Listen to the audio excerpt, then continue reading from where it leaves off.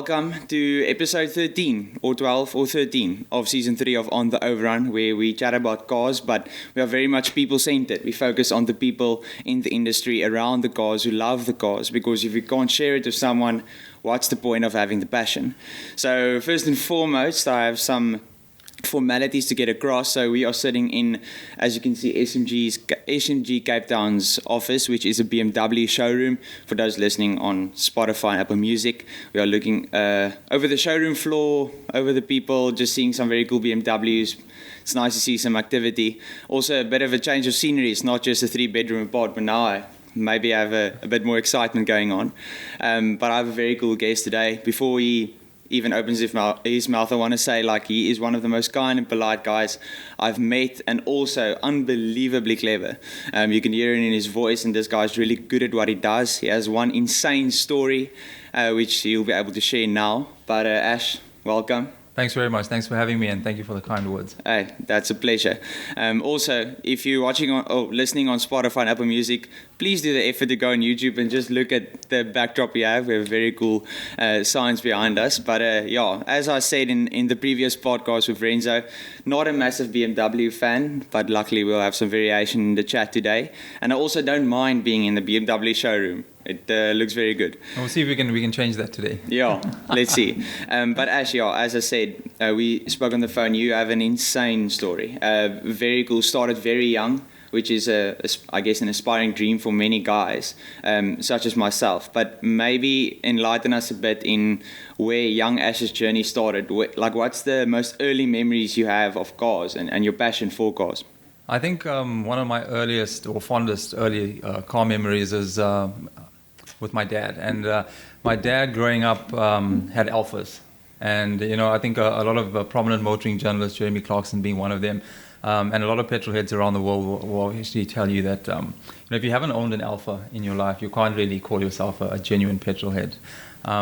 So one of my earliest motoring memories was riding in a car. My dad had an Alfa Giulietta, and we were actually riding together. It was a Saturday morning.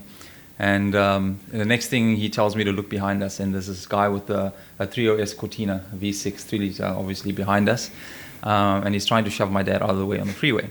So my dad, being the polite guy that he was, he actually moved over, but as he moved over, waited for the Cortina to get next to us, and then proceeded to drop a gear and try to keep up with the Cortina. It was actually quite fun. They had a little bit of a cat and mouse drag race. Well, it wasn't a drag race, but a little cat and mouse session on the freeway. And what was interesting to see for me at that age was that I obviously knew that the big Fords had big engines, and they were obviously very fast in a straight line. But when it came to the corners, it was a completely different story, because the Alfa had 50-50 weight distribution, smaller engine, was lighter, more nimble. And if you had a decent wheelman, you'd be able to sort of outfox them in the corners, and that's exactly what happened. So every time we got onto a straight, the Cortina would pull a gap, and every time we got to a corner, my dad would get him on the brakes, turn in, and obviously take the lead and open it up a little bit, and then that whole cat and mouse sort of ensued until we actually took the same exit. And when we took the exit, the guy actually was a police officer. So he was quite upset by the fact that my dad got to the traffic light before he did, and then put his little constable hat on and just turned and gave him, oh my word, a very dirty stare. And I think that was one of my fondest sort of adrenaline-filled early motoring memories. And my late uncle also had an Alfa. He had a red GTA Junior, which was a very, very rare car at the time. Yes. Was lowered, had 15-inch Porsche mags, a little bit of engine work on there as well. Funny story, I actually wrote that car off when I was 4 years old. 4 years old. Yeah, it started very early. The car was standing still in the driveway, and one Saturday morning, I don't know what possessed me. I was about 3 or 4 years old, and those GTAs had an aluminium body, and I took a tomahawk and actually smashed every single body panel all the way around. I don't know what possessed me to do that. I was an absolute terrible toddler, I suppose. And he was, as you would imagine, quite upset about that. But I grew up around Alfas, and then from Alfas, my dad kind of grew up when my sister arrived, and we had a little bit of a bigger family. He went to S-Class Mercedes, and then from Mercedes, the first BMW that he bought was an M535i, which was an E34. He actually bought the car for my mom, and then he ended up driving it, and when he drove it, he actually sort of started to fall in love with the car. And from there on, I think his love for BMW started within, sort of infected me after that. Yeah. But yeah, that's sort of my earliest motoring memories. Some very good, some not so good. Yeah. But yeah, that's pretty much where it started. And I think anybody who asks me this question, because I've been asked it a lot, is like, how did it all start? And I think it was, something I was kind of born into. Yeah. It's I've been a car person ever since I can remember. So just as a spot of context, my story is sort of similar, although not, riding off the Alfa. But my dad worked at Mercedes, so I mean the Mercedes, I guess, poison just dropped in my bloodline. But for some reason, you love Mercedes. We drove Volkswagens, and that's just how it has been ever since, I guess. So it's interesting. You don't really have a logical explanation for it. Yeah, it just sort of happens. It just sort of is. Yeah, it's almost like in the air that you breathe, kind of thing. Which would explain a lot now that you told me your dad works for Mercedes, because it would explain now that why you don't like BMWs, or why you're not a BMW. Yeah, put it this way: I've got an appreciation for the cars, and they literally have the most insane cars out these days. M5 CS, M2 CS, even some of the earlier generations of M3 E92s and such, E46. I mean, those cars are heroes. Yeah, they're amazing cars. And as much as I'm a BMW fanboy, I mean, like anybody who knows me will know that I can't hide from that fact. Yeah. But as a motoring journalist for a number of years, you learn to be objective. Yeah. And I'd like to say that obviously being a petrol head, I'm still a BMW fan, but I respect all marques and all brands for their specific sort of things that they do really, really well in their trademarks, Yeah. And each and every brand and each and every kind of car and performance car out there has got something unique and special. And, you got to admire and respect that. And that's really what sort of brings us together as a community, is the fact that, we all love cars, we all love what makes them special, and they do different things for us, but the feeling and the passion is sort of the mutual ground. Yeah, no, I agree. So before we touch on the story about the motoring journalism, you being editor, which is very interesting, do you still sort of feel that nudge towards Italian cars too? Since Alfa being a very big part of your car history, or is it basically just in general I like them? Look, I mean, I think once you've driven and once you've owned an Alfa, because I mean, my first car was a 1982 Alfa GDV6. Yeah. You can imagine a campus. That's unbelievable. A campus kid. Because I mean, my dad had a conversation. When I was 18 when I left home. I'm originally from Durban, and then I moved to Cape Town to UCT to study. Yeah. And for the first couple of months, I obviously didn't have a car, operating with the jammy shuttle and taxis and bumming lifts with friends and stuff like that. Yeah. And I mean, a car represents freedom. And being in this beautiful city, being away from home, I was excited to get my sort of first car, because I mean, obviously I've been driving on the road sort of alone from I think the age of probably about 13 or 14. But I really wanted my own car, something to call my own. So he was like, we're having discussions around Mark 1 Golf or a Ford Fiesta ST or, Toyota Tazz and all the usual sort of varsity kid first cars. And I told him, no, Dad, I want an Alfa. Yeah. Like an old Alfa. And he was kind of blown away because he didn't expect that. Yeah. And then I actually found one for sale, which was for sale in Claremont. It's actually a doctor's car. And he bought the car from Johannesburg and had the car for a number of years. And that's how I actually ended up buying it. And I stray from the question though. Yeah, it was... I think I'm very passionate about Alfas and Italian cars in general. I think they've come a long way from sort of over the last, I think, maybe 10 to 12 years. They used to be known for being unreliable. Yes. Especially the electronics and together with the French. Yeah, exactly. But I think like the Ferraris and the Alfas of today are a lot better than they used to be. The build quality is interior wise and things like that are not great. But one thing the Italians do know how to do is they know how to build an engine. Yeah. It might not be the most solid thing, but I mean I'll tell you what, the performance, the sound they make, and the kind of emotion that those cars evoke. Is something that is really unrivaled, Yeah. The Germans might make stuff that's very clinical, amazing, dynamic, reliable, but they don't sort of stir the soul. like the Italian cars do. So yes, the Italian cars definitely and always will have a special place in my heart. Yeah, I think the combination of the flair of the engine and the sound and driving capabilities and also the mistakes and faults sort of add to that characterful experience. Exactly, that's it. It gives the car a very unique character. Yeah. You know? So on another topic, you have a very interesting story regarding your first job as in motoring journalism and also as an editor of a magazine. So yeah, enlighten us. Yeah, that is actually a crazy story. So here I was. I was obviously on varsity vacation.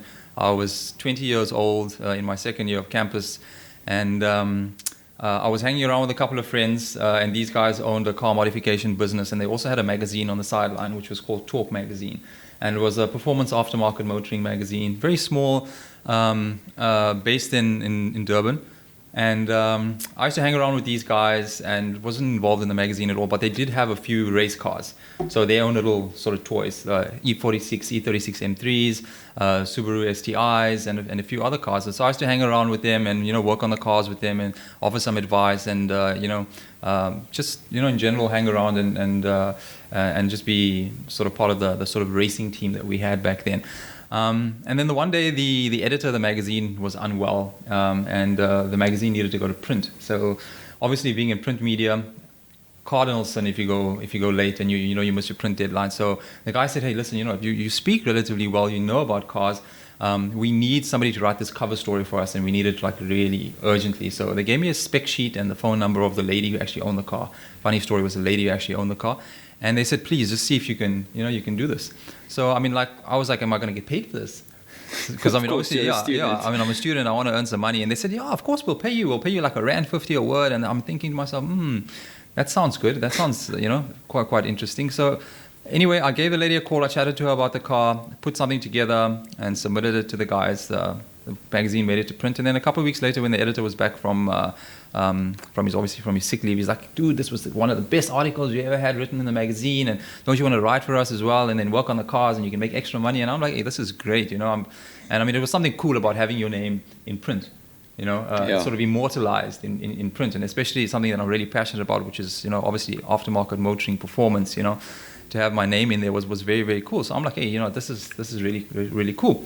So I wrote a few more stories for them, and it got to sort of Jan, or just before Jan, I think it was December. And then the guy said, listen, our editor is immigrating to Australia and we need someone to take over, as the editor of the magazine. And they did say, listen, this is a full-time job. So I'm like, hey, dude, you know what? I'm a campus student, I'm studying engineering. I want to go back to campus, in Feb. And, so obviously it's not for me. And then they threw a large sum of money at my face. And I'm like, yes, this again, being a student, the money. And then I started to really think about it. So I had a chat with my dad, and I'm like, Dad, listen, this is what the guys have offered me. And he's like, absolutely not. You're going to make something of your life. And he said something to me that really stood out. And I think when you interviewed Hannes, he also said this. He said, do you want to be able to have the cool job and drive, the cool cars and new cars first, or do you want to have a job where you can afford to be able to own them?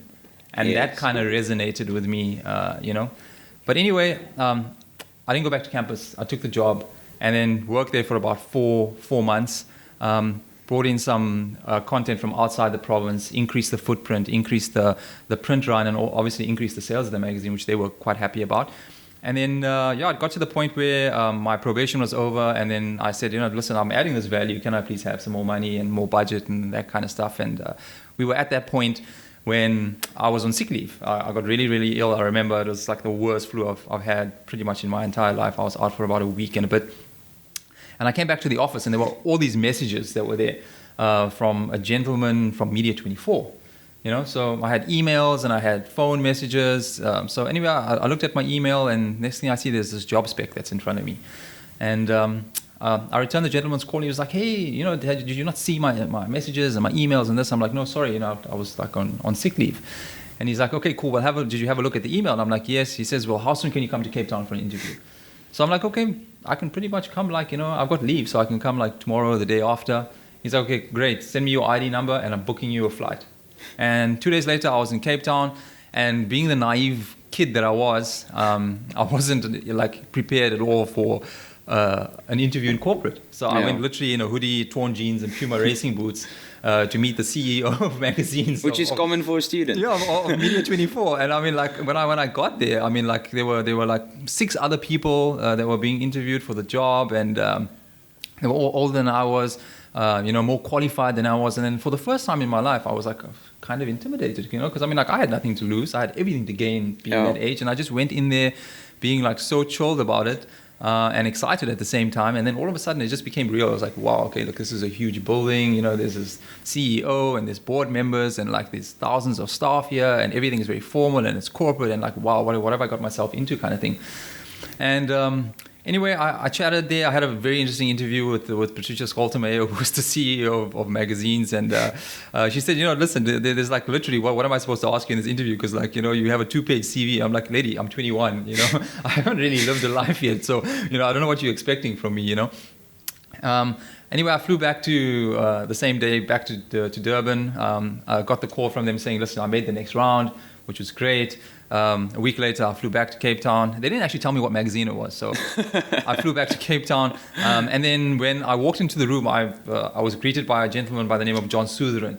And if anybody who knows anything about Max Power magazine, UK, John Sutherin was one of their first editors, and then he was obviously a director and a publisher as he moved up through the ranks. And as soon as I saw his face, it was like everything clicked. And I knew that it was like, and I had goosebumps, and I knew that it was going to be Max Power. And I mean, as far as aftermarket performance motoring magazines go, Max Power was the absolute pinnacle. So I was super excited about that, and obviously everything was falling into place where everything was starting to make sense. That they obviously secured a licensing deal, and they were going to do Max Power South Africa and all that kind of stuff. And I made the cut. They offered me a great package, relocation to Cape Town.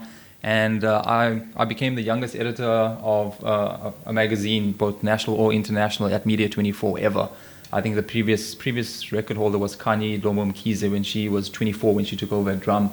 It's unbelievable. Yeah, so at 21, I mean, like, pretty much not knowing anything about corporate, went straight into corporate as the editor. Yeah, and I mean, it was an absolutely amazing experience. Yeah. Yeah.